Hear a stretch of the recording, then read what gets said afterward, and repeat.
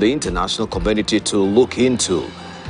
And you have your alama ya dukuduku, or the ellipsis there, as you can see it. But now, after the pronouncement that she had made yesterday during the devolution conference regarding the fairness of elections that we had, this is what now Right Honorable Raila Odinga is taking special umbrage.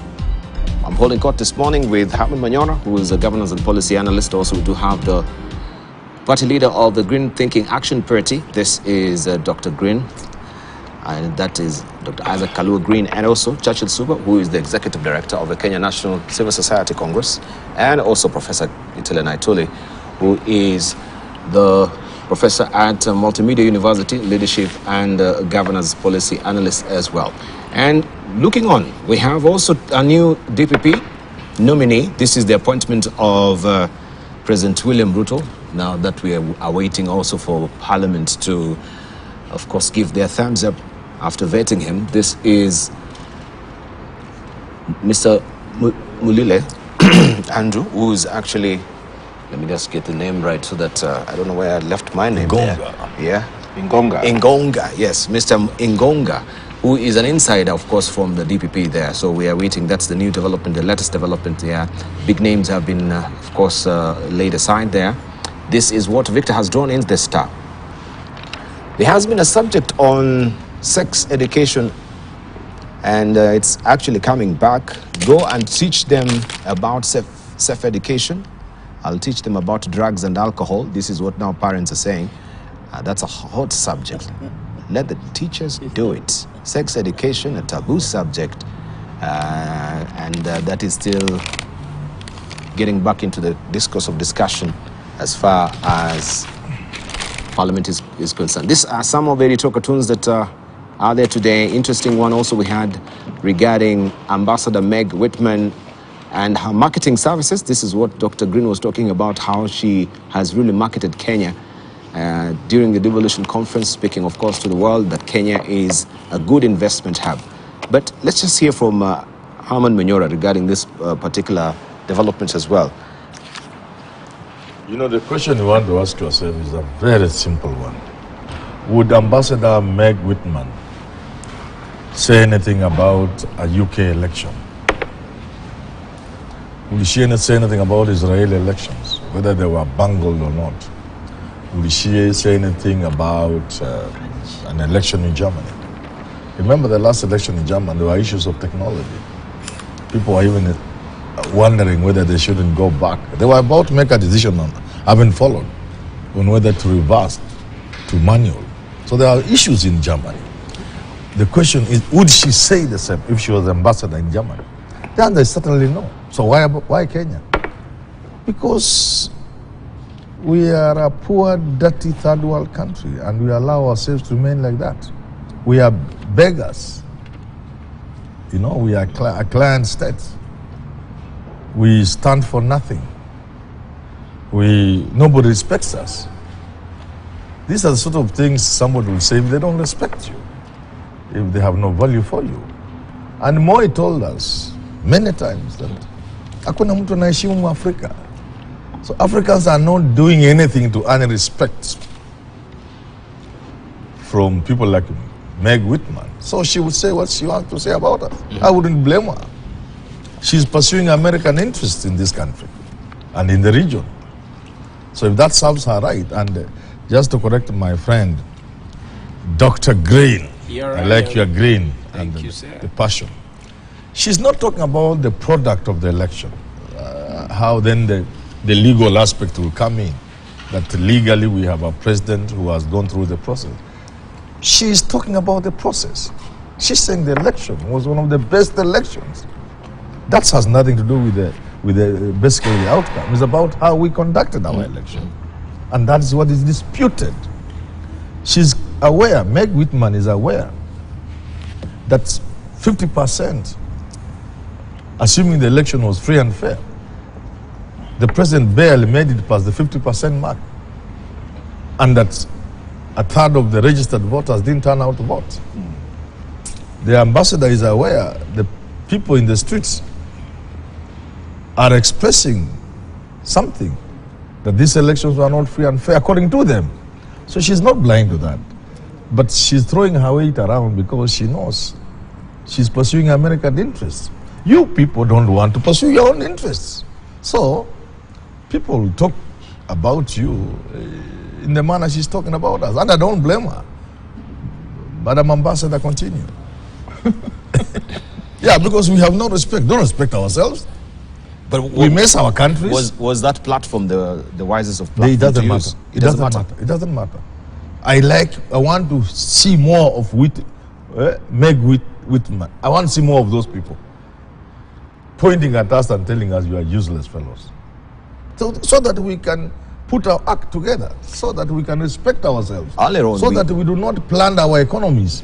All right, I don't know. I'd ask the question of the principal secretary in the Ministry of Foreign Affairs, I think Mr. Korir, who would actually call the diplomats and read a riot act to them that they need to observe the principle of non-interference. When they talk about when they were actually weighing in on these issues to do with the elections, that now they should. But they just laugh when he calls them. They just go out of politeness, out of diplomatic politeness. But they can pull him aside and tell him, don't do this again. Next time we shall not come here if you call us. But the diplomatic norms. We respond to diplomatic norms. The diplomatic norms. What does it require? That they don't interfere. There are no diplomatic norms. Affairs. There are no diplomatic norms when an American ambassador is talking. Because it's a superpower. When ambassador. American ambassadors are giving refuge to Kenyan dissidents during the Moi regime, that's not how it's supposed to be done. You can't be an ambassador, Kenya's ambassador to the UK, and somebody harassing the UK government and you hide him in your high commission. So where are the norms? Haven't we had people being housed by the US ambassador as they're running away from Moi? Kuria he was called Kuria, Gibson Kamau, Kuria and the rest. But you remember the rogue ambassador? What Raila is talking of rogue ambassador is not new. There was Smith Hempston, the rogue ambassador. His own book actually, the title was The Rogue Ambassador. No, I think I understand the question you are putting here, that the interference with the internal affairs by foreigners, it diminishes us. It makes us less than what we are, and it makes our differences bigger. Okay, and this is why, because ambassadors are here to represent the interests of their countries, not our interest. So when did they cross the boundary to become part of us? So wherever they interfere, they will make our differences bigger, and we don't want that. We want to deal with our differences ourselves. It's just like in your home, you have differences with your wife, and there is a guest. You have invited there, and the guest want to come and comment on your differences. Okay, so these people are representing their countries here, and so the principal secretary of Foreign Affairs was right. They should not interfere with our internal affairs, and when they comment, they have to be careful that the comment is not separating us further, because his comment is about our differences. And so when they take possession from powerful countries like US or UK, because those countries, they have power here even now, we will not appreciate it. And I agree that there's a difference when they house dissident opposed to our government. There's a big difference, actually. I know some fellow who was advised not to go to the Norwegian embassy during those days, to go to the German embassy, because the Norwegian embassy, the Kenya police will just go and remove him. Okay? But that one, they will have respect, because these are powerful people. So there's respect. So there's a difference. And I think it's good that they let us sort out our problems internally ourselves and not interfere with it. Dr. Green, you wanted to say something? There is a pastor who was called to bury a thief. And the guy was known very much in the village, how he terrorized people and did bad things. And the brother came to the pastor and told him, just try and get a word that will be very good and kind to my dear brother who was passed on, so that at least we can feel good as a family that we are burying someone. And the pastor thought, what can I say about this thief that I am burying? And somehow he got a word. And he said, the man that we are burying, compared to his other brother, he is a much better guy. And therefore, as we lay him to rest, we are laying a guy who is better than his brother who is living. And therefore, Meg, in this statement, and I request that Kenyans listen to the statement that was made, and even the one that followed by Ambassador what is the ambassador for okay, I'll remember the name. The ambassador who spoke, the tall guy, he has a Maasai name. It sounds Maasai. I will remember. But he said, compared to what Ambassador Mega said, I now want to say, because she has said, why Kenya, why Africa? I now want to go, why the counties?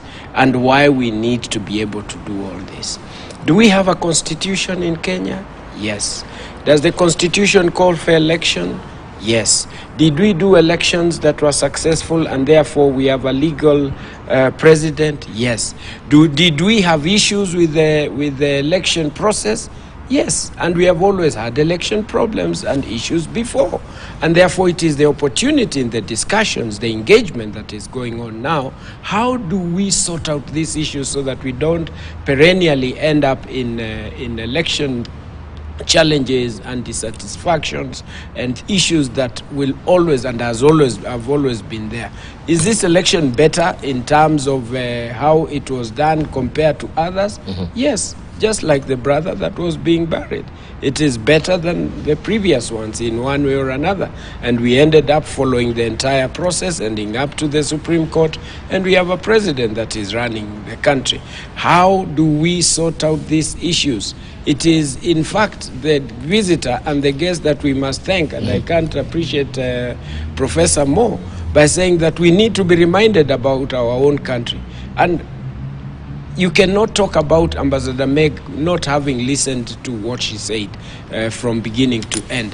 And we need to wake up as a nation. We need to understand we have a great country. If we have to deal with the challenges that Kenyans have today, these are the things that we must wake up to deal with. We must make the place secure for investment. We must make the place safe for a lot of growth to happen in one way or another, as opposed to picking one small item that may have been mentioned, because at the end of the day, after saying with the potential of Africa, how many people want to invest, the potential of the country and the counties, people want to know how safe is it.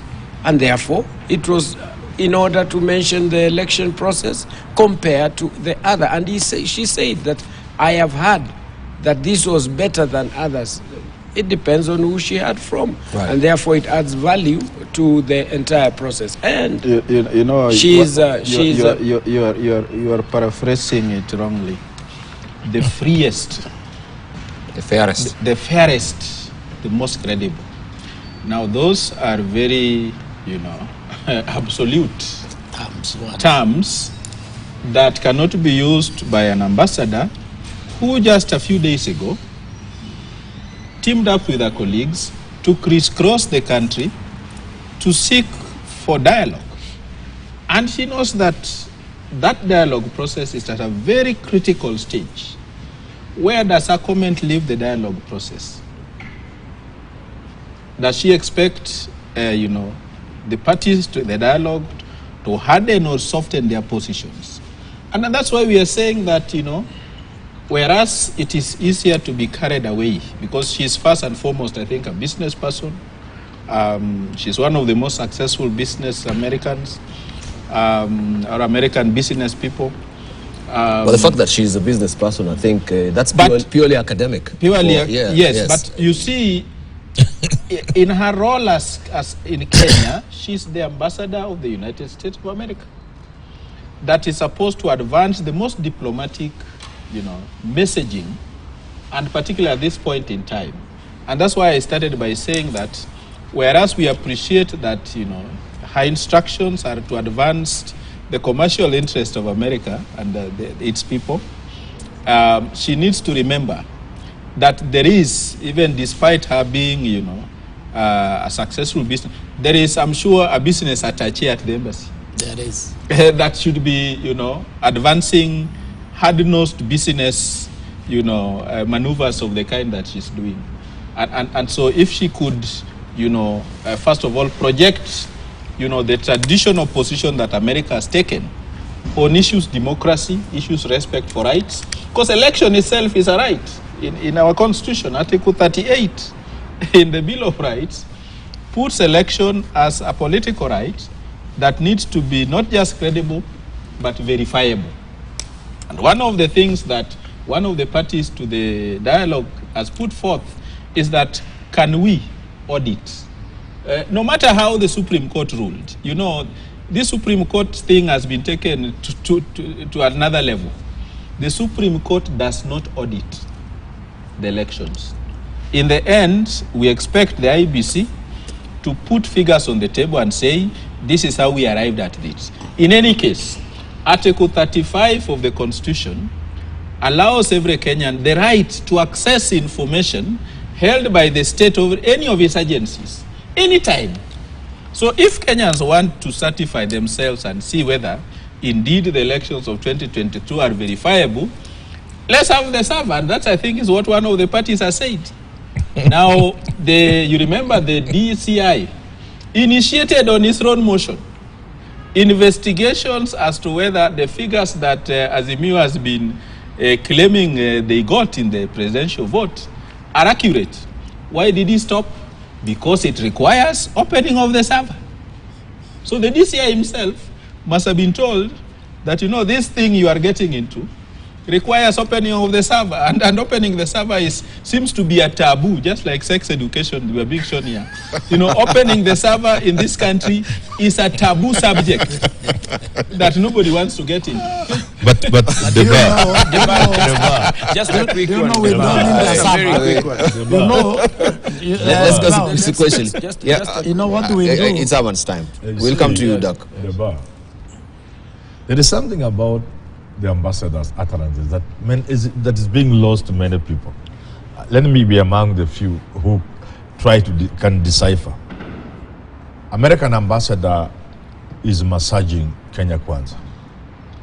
So when I saw yesterday the Kenya Kwanza Brigade led by Susan Kihika, the governor of Nakuru, hitting at Raila for hitting at the ambassador, I enjoyed myself. They are being massaged for what is going to happen. They are being prepared for good landing.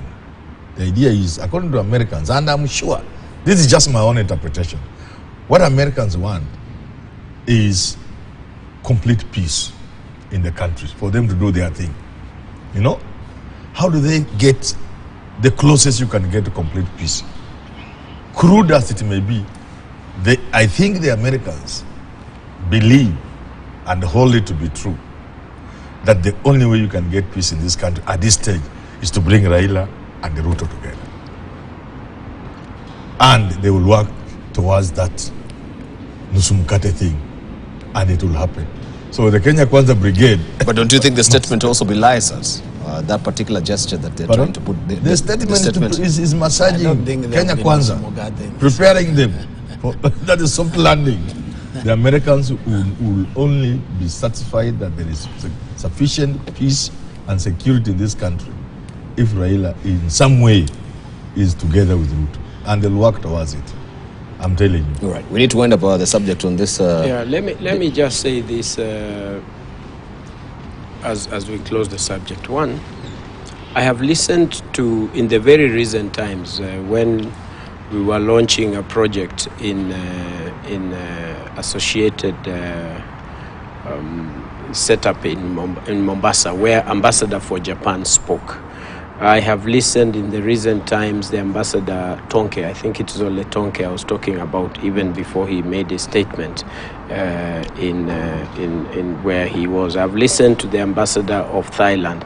There is one thing that is very common and the strategic positioning of Kenya and the interest that other countries have with us and our success. Kenya is very strategically positioned with Somali, the peace and terrorism and things that must be dealt with for peace in the country, to America. And therefore, it is very important, the peace that Prof is talking about, that it is this country's business. Enhancement of business opportunities for both countries, the overseas development assistance, and it is now coming to a point where the others are thinking, do these people know how much our countries want to help them?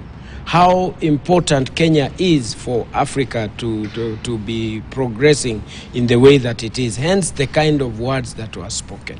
I request that we pick the positivity that comes out of these statements for great nations that want to support our country, our continent, and have put main business to Africa, the European Union, what they want to get out of this. And every ambassador has their own interest, and beyond, we need to learn from people like Ambassador Meg, a very successful entrepreneur, driven and giving hope to nations, including Kenya. And that is our main mission, to have peace here, to have success in where people can invest, to have an opportunity for Americans to come here. Who doesn't want to trade with America? Who doesn't want to trade with China and all these other countries? So we need to overlook our electoral injustices because the sanctity of our existence remains. And I am talking because I listened to Ambassador Meg from beginning to the end. The fact that there is a statement that was mentioned,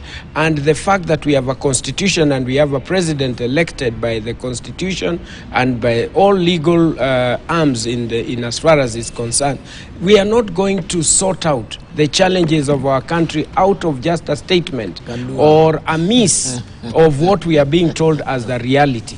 We need to wake up to bigger things. We need to have the opportunity and the discussions that are happening right now to sort out the election issues. So we are not going to sort them out here. We are going to sort them out by doing what is right. So what Churchill and I'm not refusing what Churchill is saying. Please understand me. Just let him finish. Yeah, I'm not disputing. I'm just saying we need to be able to wake up, because the visitor, the guest, is seeing what we are not doing. Thank you. And there is a time that you need to stand aside and listen to your own self. What are we being told for common good? So what you're telling Churchill and Naituli here is sometimes you need to step out of the picture so that you can see the picture clearly. Yes, your own picture. We will be stuck in a situation that... There's a danger in thinking the Kalua way. And the danger is that you miss an opportunity to solve a problem. For Kalua to think there is actually no problem in the electoral system, he's not being honest. No. That we is not what I think. We have had a problem in every election because we know what we must do to have a clean election, but we are not doing it. Why do we, for example, need the server? After the minor care judgment, because that judgment actually sorted out our electoral issues completely. And I don't know why Kenyans have never seen this.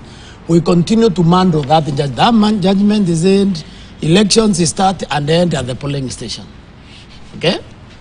And therefore, what you need to make sure you have a credible election is the result of the polling station, and then collate the polling stations within the constituency and they stop there. So when you are transferring in data to the National Tallying Center, you are transferring 290 pieces of information, not 46,000 small little things in those servers. So the fact that we have servers in Nairobi should worry you, because we should not be having any server. If you are going to have a server, it should be in the constituency, so that if there is a problem, if the Supreme Court cannot recount. As it is right now, all you need to be president is just get Subkati to announce you as the president in Bomas, and the Supreme Court will have no time to recount these little things across the country. We know that we can follow the minor care judgment, limit the counting, the polling station, and the constituency and stop there. Right. I don't want to gravitate into issues of the IBC. I think that is for the dialogue to do, if at all. Maybe IBC will be part of a conversation as well. But you wanted to wind up already, yes, John? I just wanted to so that we tell don't, my don't colleague be all and over the map. professor that I am speaking in perspective of the statement that was made. I am aware that we have issues, and I am aware that we have a team that is sitting from the opposition and from the government. I am aware we have always had problems. I am saying, let us speak what is positive as others deal with what we have to deal with and get our nation to the best place. We cannot operate as if the country is on fire when actually the Constitution allows what has happened so far, and legal as procedure has been placed that has been followed. We need to just keep pushing. And of course, Kenya must be respected by those who have come in. And I am sure that the statement that was made by Ambassador Meg and other ambassadors, if that is a statement, it has been made by many. Because when you simply say that we are glad to be in Kenya, which respects law and order, it means that you respect everything that is around, including what is not mentioned. Thank you. So let us drive on, guys. Right, It's let's okay, close that we're in a great subject. country. Yes, so we have to take the rough with the smooth. Yes. Sometimes you can have that plain white paper and with a blot of black, but all you can see is a blot of black, not the white. You need Yeah, to so see- maybe that's how we're actually interpreting the Need to message. see the beautiful tip. Yeah, so you don't see the white paper, you see the black water, as it were. Right, we want to just hack back into history a bit before we draw from our library and archives, and just also try to see what was really happening in this particular time. Let's just have the museum, which is up next. Tuko nyumbani ama hatuko nyumbani? Mwaka wa 2005 tulikuja hapa, watu wa Maua, tukawauliza mwaka wa 2005 tuungane pamoja katika kura ya chungwa. Wengine walikuja hapa wakasema ndizi itapita kwa sababu kuna watu wengi katika mlima Kenya. Tukawaambia hakuna sehemu moja ya Kenya inaweza kuongoza ama kushinda katika taifa hii. Lazima sisi wote tuungane ndio tuweze kwenda mbele. Ndizi ilishinda ama ni chungwa? Ndizi ilishinda ama ni chungwa? Mimi nataka niwaambie ndugu zangu, Kenya mzima tena mwaka huu wamekubaliana ya kwamba tunataka mabadiliko. Hatutaki mambo ya zamani, hatutaki Kenya iendeshwe kama jana na juzi. Tunataka Kenya iendeshe upya mwaka huu wa 2007. Na nataka niweke sahihi maneno imesemwa. Mheshimiwa Raila Amolo Odinga, wengine wanasema ati yeye ni Mjaluo hafai kuongoza. Mimi nataka niwaambie, mwenye kumuweka mamlakani Mheshimiwa Kibaki, mwenye alienda Uhuru Park na kupoteza na kuondoa ukabila, akasema Kibaki tosha. Si Raila ama si Raila? Ni Raila ama si Raila? Mbona hawa wanaomkashifu Raila ati leo ni Mjaluo hawakusema wakati ule Raila amesema Kibaki tosha? Kwani wakati huo Raila hakuwa Mjaluo? Sisi tunasema Bwana Raila Odinga anafaa kuwa rais wa Kenya kwa sababu yeye ni Mkenya na anafaa kuongoza. Tuko pamoja? Na kwa sababu yeye hana ukabila. Kama angekuwa na ukabila hangesema Kibaki tosha. Kama Kibaki angekuwa muungwana, yeye mwenyewe alisema anataka kuwa rais miaka 5. Leo angesimama hapa Maua aseme Raila tosha, ndio tungejua yeye ni muungwana kweli. Lakini kwa sababu yeye si muungwana, kwa mapenzi ya Mungu na kwa kura zenu tutamuweka. Right, on the campaign trail there in 2007, fiercely, of course, fighting for Raila Odinga. Now that is seemed to be another dialogue that they have to meet face to face, as it were. And the Daily Nation is asking, or having a very poignant headline today, BBI Season 2. What is so different with the previous BBI? When you look at this particular National Dialogue Committee, they made a comparison here that maybe we can tease out a bit with our panelists. And it says the leaders of official opposition, office of a private cabinet, okay, leader of official opposition, that is what is in the National Dialogue Committee, and also when it is out on this other side, the BBI initiative had the same, 9 additional counties. We had from 47 to 56 additional counties, 70 additional constituencies from 290 is what the BBI was proposing. War Development Fund stands the same. We have also the senators who are chiming in and they're saying they need funds for the World Development Fund. We have 2/3 gender rule, top up of 40 more women in the National Assembly and the Senate, and also we have 2/3 gender rule. Each county represented by a woman and a man elected to the Senate, and a special top-up seat in the National Assembly. In politics, there are no enemies. Hamna Manyora. If you may just speak on to that particular clip. BBI, from the museum, back, not even BBI, the campaign trail in 2007. In 2007, of course, Ruto is saying what he needed to have said. But then, he was with Raila, Arab Mibei then, popular among the Kalenjin. They voted to him for a man. In fact, for me to know who was going to win that election, I didn't have to wait for the results. I just needed to sample how Rift Valley was voting. I got results from Kericho, as they were coming in, from Baringo, from Wasingishu, from Nandi, just about 20, and I knew Raila had won. Because the Kalenjin had turned out to a man to vote for Arab Mibei, Raila Moloding. I didn't even wait. But you can tell, if you may just analyze, anatomize Ruto then, the sort of vigor. Yes, Ruto is a man who sort has of passion, energy, the sort of passion, the energy. You need such a, a campaigning machine on your side when that's you're campaigning. Why sometimes if we hack back now to 2022, there was lack of such a machinery and feisty from somebody who is and driving that engine from and even at the defense at the KICC once things looked like elections were being manufactured or cooked, as the late chairman Kibuitu said, you needed a fighter like Ruto facing Mother Karua, the only two men standing at the KICC. So, and that's why I thought, politicians don't take advice, or they don't have advisors. If Raila had known what kind of person Ruto was, when they went into the Nusumukate government, in my thinking, he would have put there Ruto and Mudavadi, and he would have stayed behind. Come the next election, it would just have been a walkover for him.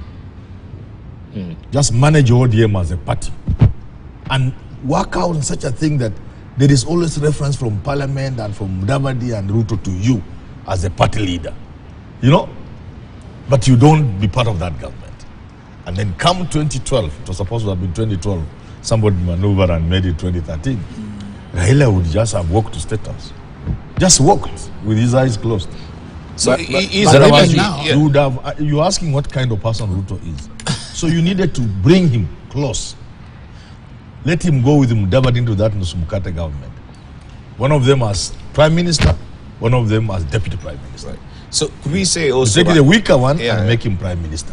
Could we say also Raila has lost his sort of foresight and political sleight of hand? Many politicians... Just looking ahead and being as a very acute strategist, how to play the chess very well, knowing, losing such a person from your team, you needed to put him close will be a very fierce opponent when he's coming on the other side. The ball. The question has been, because I'm looking at it, also losing the person of Musalia Mudavadi on his side, losing the person of Wetangula on his side.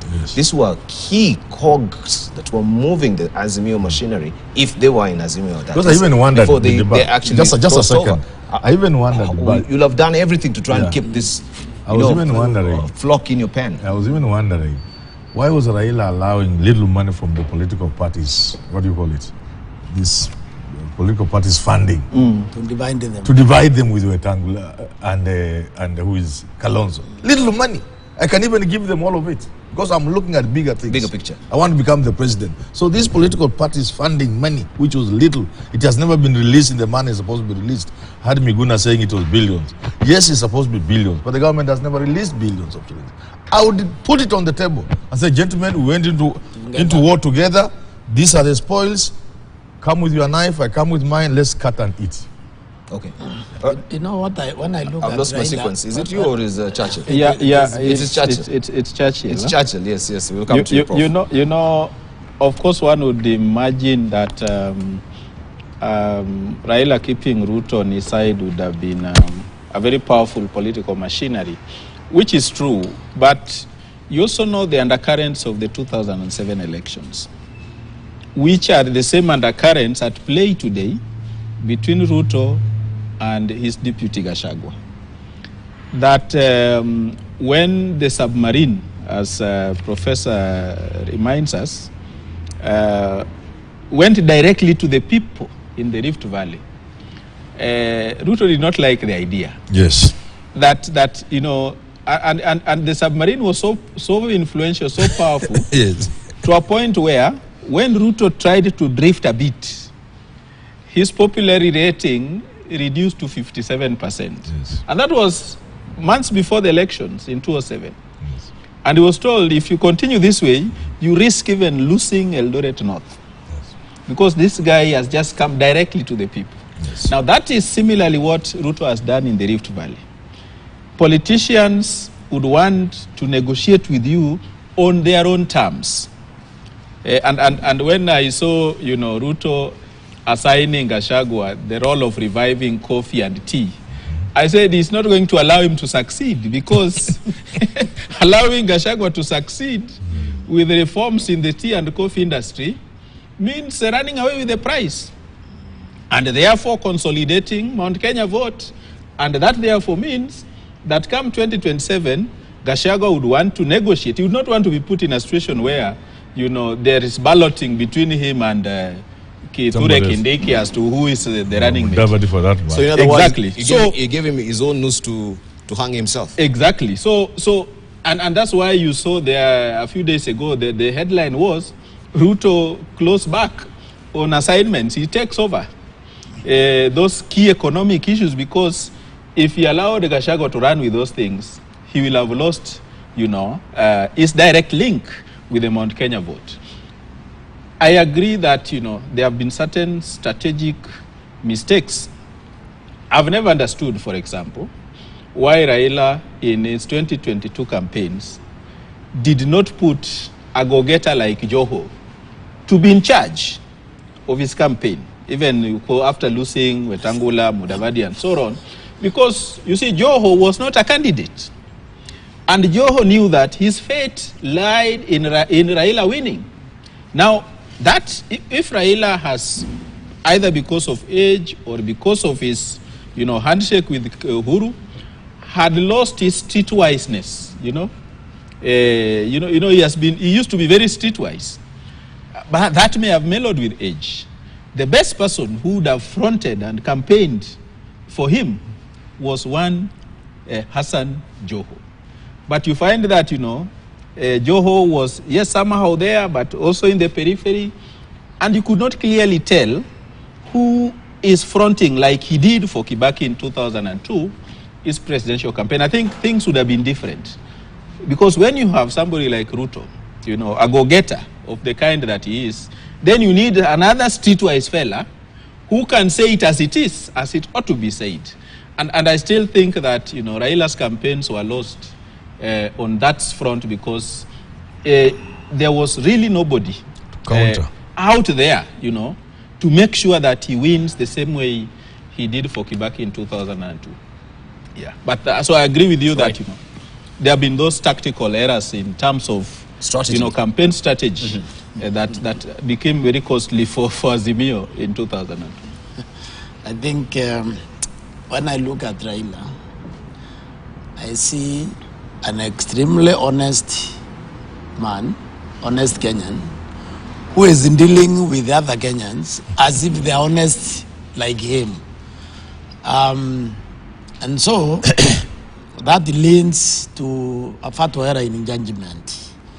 which I think it has been recurring. You see, Raila wins 205 referendum, and he assumed he had won 207 elections. Okay. What I want to say is that when you win anything before you win, you are bound to lose, because you will not be able to guard against mischief by your opponents.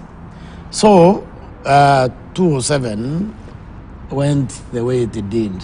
And then it came the last election. By being with Uhuru Kenyatta, the handshake, Raila let down his guard, basically. Because, in my opinion, Raila should have been able to defeat William Ruto with more than 3 million votes, so that there is no contest.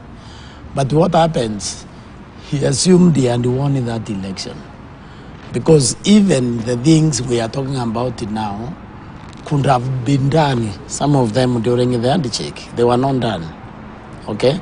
Because he trusted the process so much. But you are trusting the process with incredible people in this country. I mean, you know, we are discussing a lot of things in the beginning. This is a country which really lost it long time ago collectively. And because if you throw back when we were in school and the kind of services we received in those days, you can't see them today. Okay? Because we lost it. So Raila's trust. Because, I mean, you talk to Raila even during these negotiations, he has no doubt that the negotiation will come out well. When you sit with him and you look at, he trusts the process 100%. He is not somebody who tests the river with 1 feet first. So that is he puts both the rivers. Yeah, you know, he still lives in Kenya, where everybody is honest as he is. Okay? And that is naive in a country like this one of ours. Because, like Professor is saying here, that other than Olekenda in Bomas, I didn't see anybody else there. So, you see, he couldn't have known the place to guard the votes. It was actually in Bomas. You know, interestingly, Professor, as the new people who were supposedly in government had difficulties entering Bomas. Yeah, they did. I remember when James Orengo, you know, had cleared with his CIA. He had difficulties entering Bomas. Yes. So somebody else was in charge of the security.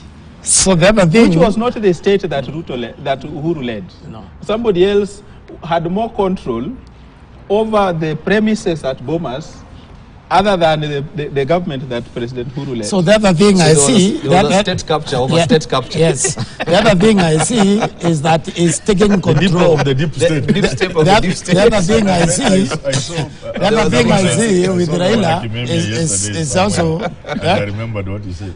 Just a moment. The other thing... It's actually deeper. The other thing is taking control. You see, after an election, you support to get rid of all the people who let you down and create a new team for the next one, basically. I have never seen Raila getting rid of one own team in any election. Because, never mind what happened. He's loyal. Because, he's loyal. Yeah, he's loyal. Yeah. Because you are not supposed to let those things happen. And if you let them happen, then it's better to have a new person. The reason is simple. Raila is a one-man army. He's a one-man army. Yeah, he does his things. And there's nothing wrong. Moi did like that. Ruto is doing like that. It's only Kibaki and Uhuru who had a structured campaigns. Ruto is managing his own thing. He has the energy, he has the passion, and he has the strength. Ruto campaign was very structured. Raila has always done his thing alone. But now, to his great disadvantage, he doesn't have the benefit of energy. You see, this guy works with Raila in some way. Ask him if he has ever witnessed a structure put in place to help Raila become president. I've never seen one myself. Even the one of Nderitu, the chairman of the board, I don't think they ever even met. I have told people It is a testimony of the magnet that Raila is. That despite all these weaknesses we are talking about, the guy comes out with 7 million votes. You can imagine if Raila had a that means he can win just like this. I'm not very good myself. I, Manyora, if I was running Raila's campaign 2022, he will beat Ruto with 5 million votes. Because there will be no contest. And imagine a guy has no structures. He has nothing. And the people he's relying on, like votes. he says, are the people who have shown they are incapable of anything. And they have let him down in the past. But he's still with them. And he manages to give Ruto a scare. And actually gets to the 7 million mark. Forget about what people say, whether the election was stolen or what, Horse Camargo. Forget about it. The guy has 7 million votes with all that disorganization. If I were given that campaign to run, I'm telling you, this guy would have gotten over 10 million votes as Ruto was getting about 4. So I tell people, please respect Baba. This guy is a magnet. He's a magnet. It's like a student who scored an A. And mama anasema huyu angekuwa tu anasoma. Akipanga. Vitabu ziko huko, socks ziko huko, lakini when Mtahi Ngunyi came up with these things saying how they were doing, then I asked him, then I say myself, so Raila's strategy could not go beyond sponsoring that thing. That is just funny. Then I said, surely, please let's just you know wacha Baba itwa Baba. Kama Baba anaweza pata hii milioni zote na alikuwa na watu kama hawa. With the people like those. Sasa angekuwa na watu kama sisi. Ai, my friend. Dr. Green, unasikiza hizi mambo now. I wanted to chime in. It is real because you see, even in the devolution conference that we had, that is ongoing, there is one thing that is very common that is happening, whether through Baba or the president. There are things that they agree. Unfortunately, we have only picked the Ambassador Meg position, which he mentioned at the tail end of his speech.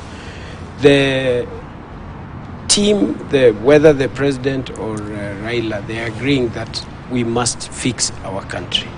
We must deal with corruption. We must create unity. We must work as one nation. This is a great thing. And I give it up to Baba at that point because he's been consistent. He has made leaders. He has made President Ruto at his time. He has made everyone that he has always made. And he is consistent with the team that he continues to attach. And he is very vibrant in fighting against things that are not right. As opposed to calling him a person who is always out to mess. I see him on the opposite side, a person who has made the country to be what it is today in terms of bringing people together, and hence that number that Prof is talking about. What we need to now look at is the issues that he has always addressed, and we have the opportunity now.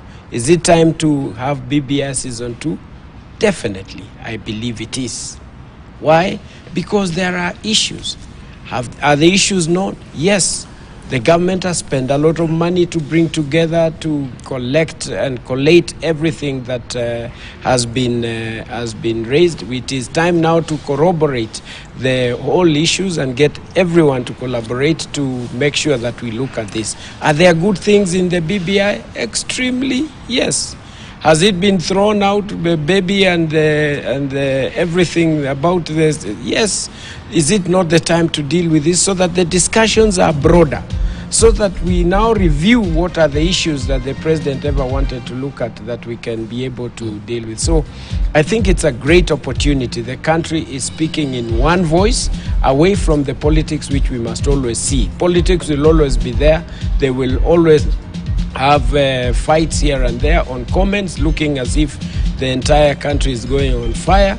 As even he said that if it is the maandamano that has led to the discussion now ongoing, so be it. I think it's a good thing, and we need to take it lightly and deal with issues that we must deal with. At the end of the day, people want food on their table. Right, thank you. Thank you very much. We want to wind up that particular discussion. When we circle back, of course, we look at the current hue and cry from the private universities as well regarding the new funding model. And before that, we'll run you also the softbox just to wrap up on the political tone and tenor of this week as well. We take a short break. You're watching Uongozi Today here on Morning Prime.